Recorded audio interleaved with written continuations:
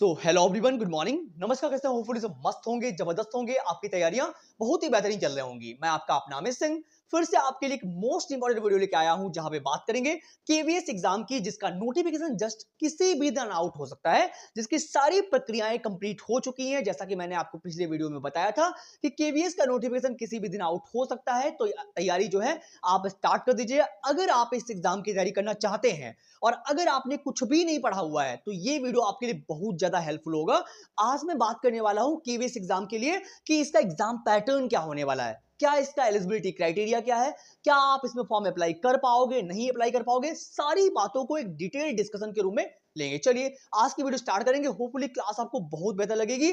Mode of selections क्या है, सारी प्रोसेस के बारे में जानेंगे। निगेटिव मार्किंग है कि नहीं है, मतलब अगर आपने ये 10-15 मिनट मुझे दे दिए तो आज की क्लास में कोई भी डाउट रह नहीं जाएगा, अगर आप टीचिंग एग्जाम से जुड़े हुए हैं। चलिए स्टार्ट करते हैं। होपफुली क्लास आपको बेहतर लगेगा। अगर आप पहली बार आए हैं तो लाइक से सब्सक्राइब तो कर ही लोगे। टीचिंग के किसी भी एग्जाम की अगर आप तैयारी कर रहे हो, वो सीटेट हो सकता है, यूपीटेट, केवीएस, रीट, किसी भी एग्जाम की तैयारी करो तो इजीली मेरे से कनेक्ट हो सकते हो। और जहां पे डाउट रह जाए मुझे कमेंट जरूर करिएगा। मैं नेक्स्ट वीडियो में आपके कमेंट को जरूर प्लान करूंगा। ये मैं गारंटी ले रहा हूं 110%। मतलब कुछ भी कमेंट करिएगा, जो भी आपका डाउट रह जाए, है ना, एग्जाम से रिलेटेड। चलिए सबसे पहले हमारा पॉइंट, देखो पीपीटी बहुत अच्छी से बनी हुई है। सबसे पहले हम ये समझेंगे कि क्या हम फॉर्म डाल पाएंगे कि नहीं। यार सबसे पहले हमारे माइंड में ये आता है कि क्या ये नोटिफिकेशन जो आउट होने जा रहा है केवीएस का, क्या हम इसमें फॉर्म अप्लाई कर पाएंगे, क्या हमारी एज होनी चाहिए। तो पहले इनकी बात करेंगे, है ना। उसके बाद में हम एलिजिबिलिटी क्राइटेरिया की बात करेंगे कि पीआरटी में हम फॉर्म डाल पाएंगे कि नहीं डाल पाएंगे, यानी पीआरटी के लिए एलिजिबिलिटी क्राइटेरिया क्या है प्राइमरी के लिए। उसके बाद में बात करेंगे कि जो टीजीटी है उसके लिए एलिजिबिलिटी क्राइटेरिया क्या है, उसकी बात करेंगे और बहुत ही विधिवत तरीके से बात करेंगे। होपफुली आपको जरूर समझ में आएगा, ये मैं गारंटी ले रहा हूं, है ना। चलो इसके बाद में हम पीजीटी की बात करेंगे, यानी जो हमारा पीजीटी यानी जो पोस्ट ग्रेजुएशन वाला होता है उसकी बात करेंगे कि इसमें आप सिलेक्शन कैसे लेंगे, मोड ऑफ सिलेक्शन इसका क्या है। इस प्रक्रिया के बारे में डिस्कशन करने के बाद हम आगे बढ़ेंगे। फिर हम मोड ऑफ सिलेक्शन की बात करेंगे, कितने परसेंटेज यानी इंटरव्यू के होते हैं, कितने परसेंट डेमो क्लास के होते हैं, और कितना जो है परसेंटेज वो एग्जाम पैटर्न, सॉरी जो आपका रिटन एग्जाम होता है उसका लिया जाता है। क्लियर थी बात। उसके बाद में हम मोड ऑफ पैटर्न में ये बात करेंगे कि एग्जाम जो है वो निगेटिव मार्किंग उसमें होगी कि नहीं होगी। उसके अलावा पेपर जो है ऑफलाइन होगा या ऑनलाइन होगा। देन उसके बाद में हम बात करेंगे कि पेपर में क्वेश्चन जो होंगे वो कितने मार्क्स के होंगे, टाइम लिमिट आपको कितनी मिलने वाली है। इन सारी प्रक्रियाओं के बारे में पॉइंट टू पॉइंट डिस्कस करने वाले हैं आज, है ना। तो मुझे लगता है कहीं पर डाउट नहीं रह जाएगा, तो आपका टाइम वेस्ट बिल्कुल भी नहीं करेंगे। स्टार्ट करते हैं, देखते हैं हमारा एज लिमिट है या हमारी एज लिमिट क्या होनी चाहिए। चलो सबसे पहले इसी की बात कर लेते हैं, बिकॉज हमारे माइंड में यही चलता है यार कि हम फॉर्म डाल पाएंगे कि नहीं डाल पाएंगे। तो हम आज जो है पहले थोड़ा सा मतलब उल्टी तरीके से चल रहे हैं। पहले हम मोड ऑफ सिलेक्शन या एग्जाम पैटर्न नहीं बता रहे हैं, पहले हम आपको एज लिमिट बताते हैं कि कितनी एज होनी चाहिए, क्या हम फॉर्म डाल पाएंगे कि नहीं डाल पाएंगे। चलो सिंपल फंडा है। एज लिमिट की बात करी जाए तो इन्होंने लिख रखा है कि जो पीआरटी है उसके लिए आप 30 साल तक एलिजिबल होते हो। अगर आप 30 साल के मतलब हो या होने वाले हो, इससे पहले आप फॉर्म को अप्लाई कर पाओगे पीआरटी में। उसका मैं एलिजिबिलिटी क्राइटेरिया आपको बताऊंगा, बिल्कुल निश्चिंत रहिएगा उस बात से। आगे अगर आप टीजीटी में फॉर्म अप्लाई करना चाहते हो तो उसके लिए क्या है, 35 साल तक आप फॉर्म अप्लाई कर सकते हो। मतलब अगर आप पीआरटी में फॉर्म डालना चाहते हो तो उसके लिए आपकी जो मैक्सिमम आयु है, वो जो मैक्सिमम का मिनिमम, मतलब आप 30 साल के हो, 30 साल तक फॉर्म डाल सकते हो। और आगे बात करूं टीजीटी की, तो यहां पे आप 35 साल तक फॉर्म डाल सकते हो, और आगे पीजीटी में आप 40 साल तक फॉर्म डाल सकते हो। और इसके अलावा मोस्ट इंपॉर्टेंट बात आपको बताने वाला हूं, अगर आप वुमेन हैं, मतलब महिलाओं के लिए क्या है, इनमें से 10 साल की छूट मिलती है। मतलब चाहे वो पीआरटी में डाले, चाहे वो टीजीटी में डाले, चाहे पीजीटी में डाले, ये केवीएस के लिए बहुत इंपॉर्टेंट, बहुत अच्छा है इनके लिए कि अगर विमेंस डाल रही है इनमें, तो महिलाओं के लिए क्या है, 30 साल की छूट है। उसके अलावा अगर आप किसी कैटेगरी से बिलोंग करते हैं तो आपके लिए 5 साल की छूट मिलने वाली। इनके अलावा मतलब ये तो आपको मिलेगी, मतलब 35 साल तक, जैसे आप बात करूं तो टीजीटी में आप 35 साल तक फॉर्म अप्लाई कर पाओगे, लेकिन इसके अलावा अगर आप किसी कैटेगरी से हैं तो आपको 5 साल की छूट उसमें मिलने वाली है। और अगर आप महिला हैं तो आगे ये 10 साल की छूट तो मिलेगी, प्लस आपको 5 साल और मिलने वाली है। होपफुली आपको ये बात समझ में आ गई होगी। चलिए चलते हैं फिर आगे, समझते हैं, देखिए नेक्स्ट क्वेश्चन में क्या बात करी गई। चलो आप समझ लेते हैं यार कि क्या एलिजिबिलिटी क्राइटेरिया है। मतलब अगर हम पीआरटी में डालना चाहते हैं फॉर्म, तो उसके लिए एलिजिबिलिटी क्राइटेरिया क्या होना चाहिए। चलो समझ लेते हैं थोड़ा ध्यान से, बस 10-15 मिनट, 10-15 मिनट भी नहीं, बस आप 10 मिनट रुकिएगा, आपको सारी चीजें क्लियर हो जाएंगी। चलो अगर आप फिर से कह रहा हूँ कि अगर आपको वीडियो अच्छा लग रहा हो तो प्लीज लाइक शेयर कर देना, सब्सक्राइब तो आप कर ही लोगे, ताकि जब भी वीडियो बनाऊं, जब भी क्या मैं डेली पर वीडियो ला रहा हूँ, डेली 6 बजे आपके पास वीडियो आ रहा है, बट आप तैयारी करना स्टार्ट करो यार, टाइम की यूटिलाइज करो, टाइम वेस्ट ना करो यार, है ना, क्योंकि ये टाइम आपको दोबारा टाइम देने के लिए नहीं आएगा। जो हंसते हैं उनको हंसने दो, उनको करके दिखा देना बस एक दिन, है ना। लोगों का वो गाना नहीं सुना होगा आपने कि अब तुम अपना नजरिया पास रखो, हम अपना नजरिया रखते हैं, मतलब अपना काम पे फोकस करो यार, अपने गोल पे फोकस करो, अपने करियर पे फोकस करो। सामने वाले तो बोलना बंद ही कर देते हैं, है ना, फिर क्या ही है जरूरत आपको सामने वाले से क्या बोलता है। चलो आगे लिखा हुआ एलिजिबिलिटी क्राइटेरिया हमारे पास क्या होना चाहिए अगर आप पीआरटी में प्राइमरी टीचर बनना चाहते हैं, मतलब अगर आप प्राइमरी टीचर बनना चाहते हैं तो आपके पास क्या क्राइटेरिया होना चाहिए, तब आप फॉर्म डाल पाएंगे। देखो इन्होंने लिख रखा है कि आपके पास ग्रेजुएशन तो होना चाहिए, क्या होना चाहिए, आपके पास बीए बीएससी जो भी आपका बीकॉम ग्रेजुएशन है वो होना चाहिए, उसके साथ में आपने चाहे डीएलएड किया हो और इसके अलावा चाहे आपने बीएलएड किया हो, है ना, ये दोनों डिग्रियां आपने की हो, इनमें से कोई भी एक करी हो आपने, तब भी आप एलिजिबल हैं। प्लस इसके अलावा आपने सीटेट पेपर 1 अगर पास आउट किया है तो ही आप फॉर्म डाल पाओगे, है ना। अब बहुत सारे लोग मुझे यो कमेंट करते हैं, बहुत सारे लोग मुझे यो कमेंट करते हैं, मतलब सॉरी फॉर दैट, मैं स्कूल में पढ़ा रहा हूँ तो वहां के आके मैं जस्ट शूट करता हूँ, तो थोड़ा बैबलिंग मैं भी करने लगा हूँ यार मेरे, है ना। देखो सिंपल लैंग्वेज में समझो कि अगर आप प्राइमरी टीचर बनना चाहते हो तो आपके पास ग्रेजुएशन के अलावा बीएलएड या डीएलएड होना चाहिए, उसके अलावा आपने पेपर 1 पास आउट किया होना चाहिए सीटेट का। अब देखो, अब बहुत सारे लोग मेरे से ये पूछते हैं कि सर मैं पहले सेमेस्टर में हूँ, मैं बीएलएड कर रहा हूँ, मैं डीएलएड कर रहा हूँ, मैं बीएड कर रहा हूँ, मैं पहले या दूसरे या तीसरे चौथे सेमेस्टर में हूँ, तो क्या मैं फॉर्म डाल पाऊंगा। यहाँ पे सीटेट की बात नहीं हो रही है।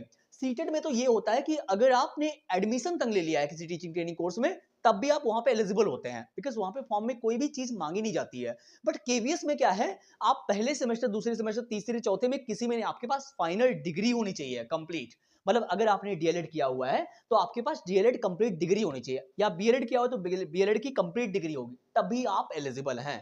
उसके अलावा आप फॉर्म नहीं डाल पाएंगे अगर आपके पास कंप्लीट डिग्री नहीं है। चलिए ये बात आपको समझ में आ गई होगी, ये रही प्राइमरी की बात। पीआरटी की बात अब समझते हैं, टीजीटी के लिए क्या क्राइटेरिया है। चलो समझते हैं कि जूनियर का टीचर बनने के लिए आपके पास क्या क्राइटेरिया होना चाहिए, तब आप फॉर्म को डाल पाओगे। चलो यहां पे बात करेंगे टीजीटी टीचर की। चलो समझते हैं, देखते हैं इनके लिए क्या क्राइटेरिया रखा गया है फॉर्म डालने के लिए। देखो अगर आप टीजीटी टीचर बनना चाहते हैं तो आपके लिए क्राइटेरिया क्या है कि ग्रेजुएशन आपके पास होना चाहिए। क्या होना चाहिए, आपके पास ग्रेजुएशन तो कंपलसरी है ना, बीच की सीढ़ी है ये, अगर इसको क्रॉस नहीं करोगे तो आगे आप पहुंच ही नहीं पाओगे।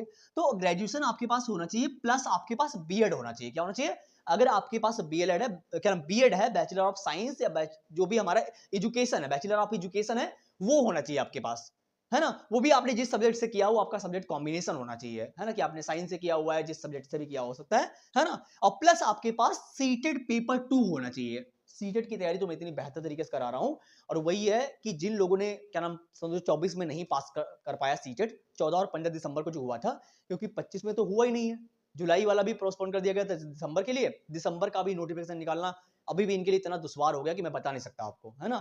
इतना सारे लोग वेट कर रहे हैं, इतने सारे लोग इंतजार कर रहे हैं सीटेट का कि हो जाता तो उनके लिए गोल्डन अपॉर्चुनिटी उनको मिल जाती, और अभी ये किसी भी दिन आउट हो सकता है, क्योंकि इसके लिए तो पूरी प्रोसेस कंप्लीट हो चुकी है, यानी केवीएस के लिए सारी इंफॉर्मेशन कलेक्ट हो चुकी है, डाटा कलेक्ट हो चुका है कि कितनी वैकेंसी खाली है, कितनी वैकेंसी नहीं खाली है। 1 सितंबर को इसकी मीटिंग हुई थी, आपको पता है ना, तो उसके लिए मैंने कल वीडियो भी दिया था वहां पे कि कब तक ये आ जाएगा, कब तक नहीं आएगा, तो वो तो तैयारी हो गई है पूरी, किसी भी दिन आउट हो सकता है ना। पर जिनके पास सीटेड नहीं है वो तो इस मौके में रह जाएंगे, वो तो डी प्लस बी में भी नहीं डाल पाए, जो 3 अक्टूबर को फॉर्म निकला हुआ है ना। तो ये सब आपके पास गोल्डन चांस है, ये वैकेंसी एक बार निकलने के बाद 2 बार पता नहीं कब आएगी है ना। तो बहुत सारे लोग परेशान इस बात से हैं कि यार सीटेड तो मैंने पास आउट नहीं हूँ और ये वैकेंसी आ जाएगी तो फिर कब आएगी दोबारा, कि कब हम फॉर्म को अप्लाई करेंगे, कब हम नौकरी लेंगे, तब तक तो मैं पता नहीं कितने साल का हो जाऊंगा, है ना। तो जो मौका मिले उसको क्रैक कर लो यार मेरे, है ना। चलिए आगे लिखा हो पेपर 2 होना चाहिए, कंप्लीट डिग्री होनी चाहिए। वही बात है कि आप बीएड के किसी भी सेमेस्टर में नहीं होने चाहिए, आपके पास बीएड की कंप्लीट डिग्री होगी तभी आप फॉर्म को अप्लाई कर पाओगे। समझ गए होंगे होपफुली बात। चलिए आगे चलते हैं, अब समझते हैं कि पीजीटी के लिए क्या क्राइटेरिया है, चलो उसको भी समझ लेते हैं।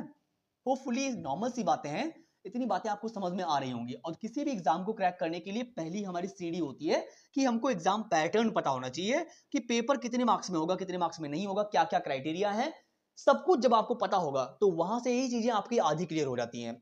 चलिए मान लीजिएगा आप तैयारी करने के लिए जा रहे हो, आपको यही नहीं पता कौन सा सब्जेक्ट आ रहा है, तो फिर आप कर पाओगे क्या, नहीं कर पाओगे ना। तो वही चीजें हमको ये तो एटलीस्ट पता होना चाहिए कि क्या आने वाला है पेपर में, कैसे आने वाला है, कौन सा सब्जेक्ट आने वाला है ना? तभी तो आपका तैयारी का बैकग्राउंड बन पाएगा। आपको पता ही नहीं तामझाम बस मॉक टेस्ट लगा सॉरी क्या नाम तुक्का लगा के जा रहे हो कि तुक्का लगा के नौकरी मिल जाएगी। भाई मेरे ये कभी नहीं होने वाला चीज़ें। अगर आपको चीज़ें क्लियर करनी है तो आप सीरियस हो जाओ थोड़ा बहुत, है ना? मज़ाक मस्ती चलती रहेगी, ये टाइम निकल जाएगा, दोबारा नहीं आने वाला। एक लाइब्रेरी में बैठे जो 10 घंटा 20 घंटा पढ़ रहा है, उससे पूछो जाके कि टाइम की इंपॉर्टेंस क्या है ना? चलो आगे समझ लेते हैं कि पीजीटी जो टीचर है उसके लिए क्राइटेरिया क्या होना चाहिए। आपके पास ग्रेजुएशन होगा प्लस आपके पास पोस्ट ग्रेजुएशन भी होना चाहिए। ग्रेजुएशन के साथ में आपके पास पोस्ट ग्रेजुएशन यानी पीजी भी होना चाहिए। उसके अलावा आपने बीएड किया होना चाहिए, तभी आप एलिजिबल हो, और वो भी कंप्लीट डिग्री के साथ में। समझ गए मेरी बात? तो ये चीजें आपके पास होनी चाहिए, किसी भी सेमेस्टर में आप नहीं होना चाहिए आपको, है ना? तो तभी आप अप्लाई कर पाओगे। चलो आप समझते हैं कि मोड ऑफ सिलेक्शन क्या है इसका। देखो किस तरीके से क्या होना चाहिए, क्या तरीके हैं सिलेक्शन के, उनको भी जान लेते हैं ताकि चीजें हमारी क्लियर हो जाए बेहतर तरीके से। अब हम यहाँ पे समझते हैं कि सिलेक्शन लेने के तरीके कौन कौन से हैं। चलो देखो अब यहाँ पे सिलेक्शन के तरीकों में बोला गया है कि एग्जाम जो होगा 3 मोड में होगा। पहला रिटन एग्जाम आपके सामने होगा, दूसरा आपका इंटरव्यू होगा, उसके बाद में डेमो होगा, है ना? इन चीजों के लिए परसेंटेज डिफाइन किया गया है कि रिटन एग्जाम जो होगा उसके लिए 70% रखा गया है कि आपका रिटन एग्जाम का 70% लिया जाएगा। इंटरव्यू की बात करी जाए तो 15% जो है वो इंटरव्यू का लिया जाएगा कि आपने इंटरव्यू कैसा दिया।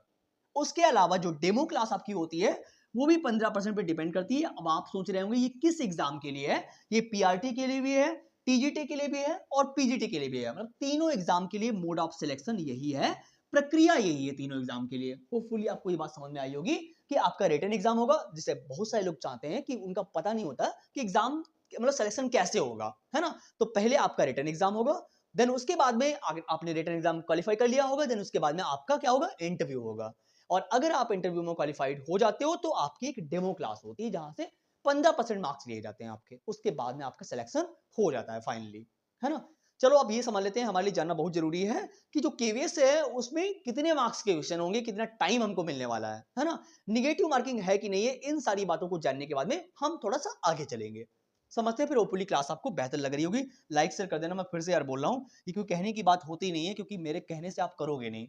फिर भी अगर आपको अच्छा लगता है तो फिर आप कर दीजिएगा एज अ दोस्त। अगर कोई भी दिक्कत हो आपको तो मुझे कॉल भी आप कर सकते हो, मैं नंबर बोल दे रहा हूँ 6392364076 पे आप मुझे कॉल कर लीजिएगा, हम आपसे पर्सनली बात भी कर लेंगे। अगर कोई भी वैसे प्रॉब्लम आ रही है वैसे आप कमेंट कर दीजिएगा, हम आपको जवाब जरूर दे देंगे, है ना? चलो चलिए आप व्हाट्सएप लिस्ट में जुड़ सकते हैं मेरे साथ में, कोई दिक्कत होने वाली है। ऐसा हम भी एक लर्नर है, आप भी एक लर्नर हो, हम भी सीखते हैं सिखाते हैं और आप भी सीखते हो, है ना? चलिए अब यहाँ पे क्या बात की गई है कि जो हमारा रिटन एग्जाम है क्या वो ऑनलाइन होगा या ऑफलाइन होगा, ये हमारे लिए बहुत बड़ी बात होती है। देखो तो सिंपल फंडा है, जब जैसा कि भी अभी तक होता चला आ रहा है और जो इस बार होने की संभावना है उसमें सिंपल इन्होंने बोल दिया सीबीटी मोड में होने वाला है, कंप्यूटर बेस्ड टेस्ट होने वाला है। यानी ये ऑफलाइन नहीं होगा, ये कंप्यूटर पे होगा, है ना? जैसा कि अभी तक होता चला आ रहा है, सीबीटी मोड में होगा पेपर, है ना? चलो अब ये बात तो आपको समझ आ गई। और क्वेश्चन पेपर जो होगा 180 नंबर होंगे, वहां पे 180 नंबर का क्वेश्चन पेपर होगा। कितने नंबर का? 180 नंबर का क्वेश्चन पेपर होगा। और आपको टाइम जो है वो 3 घंटे का प्रॉपर मिलने वाला है। मतलब आपको टाइम लिमिट जो है वो 3 घंटे की मिलने वाली है। चलो अब ये बात जानने के बाद में आप कहोगे किस एग्जाम के लिए? तीनों के लिए यार मेरे, चाहे हम पीआरटी की बात करें और चाहे हम टीजीटी की बात करें और चाहे तो हम पीजीटी की बात करें, तीनों एग्जाम के लिए मोड ऑफ सिलेक्शन जो है वो सिंपल है। मतलब सिंपल का सिमिलर है बोल दीजिएगा, एक ही जैसे है ना? चाहे वो पीआरटी में हो, चाहे पीजीटी में, चाहे टीजीटी में हो, मोड ऑफ सिलेक्शन एक ही तरीके का है तीनों एग्जाम के लिए। आगे लिखा हुआ है निगेटिव मार्किंग, तो मैंने सिंपल लिख रखा है नो निगेटिव मार्किंग, मतलब इस एग्जाम में कोई भी निगेटिव मार्किंग नहीं है। अब ये हमारे लिए बहुत बड़ी बात है यार मेरे, है ना? क्योंकि अभी तक जितने भी एग्जाम कराए जा रहे हैं सभी में क्या है, निगेटिव मार्किंग तो जरूर रखी जाती है, बट ये एक ऐसा एग्जाम है जहां पे नो निगेटिव मार्किंग है। आपको सारे क्वेश्चन अटेम्प्ट करके आने हैं बढ़िया तरीके से, है ना? तो ये एक बहुत अच्छा तरीका होता है कि यहाँ पे क्या होता है, जब निगेटिव मार्किंग होती है तो आपको सोचना पड़ता है सही लगाने के लिए, गोला भरने के लिए। बट यहाँ पे क्या है कि आपको ऑप्शन टिक करने के लिए सोचना नहीं पड़ेगा, है ना? कि मतलब हमारा सही वाला भी चला जाएगा, ऐसा कुछ भी नहीं होने वाला। तो ये एग्जाम हमारे लिए बहुत बेस्ट एग्जाम है। होपफुली आप इसकी तैयारी करिएगा और इस बार सिलेक्शन आपको लेना है तो लेना है ना? तो हर वीडियो में मैं यही बात बोलता हूँ कि एक टाइम के रहते सिलेक्शन ले लीजिएगा, क्योंकि चीजें वही क्लियर हो जाएंगी। और अगर इसके अलावा ये सारी चीजें आपको समझ में आ गई होंगी, अगर आप सिलेबस जानना चाहते हैं तो सिलेबस के लिए हम नेक्स्ट वीडियो आपको देंगे 6 बजे कल, है ना? अगर आपने ये वीडियो देखी तो सिलेबस को भी देख लीजिएगा कि क्या सिलेबस रहने वाला है। उसके बाद में सारी चीजें क्लियर होने के बाद में मैं आपको एक बेहतर तैयारी कराऊंगा, एक बेहतर डायरेक्शन दूंगा कि किस वे में आपको तैयारी करनी है और कम टाइम में तैयारी कैसे करनी है ना। तो होपफुली क्लास आपको बेहतर लगी होगी। मुझे नहीं लगता कि कहीं पे आपको डाउट रह गया होगा। फिर भी अगर कहीं ऐसा लगता है कि आपको डाउट रह गया हो तो मुझे कमेंट जरूर करिएगा।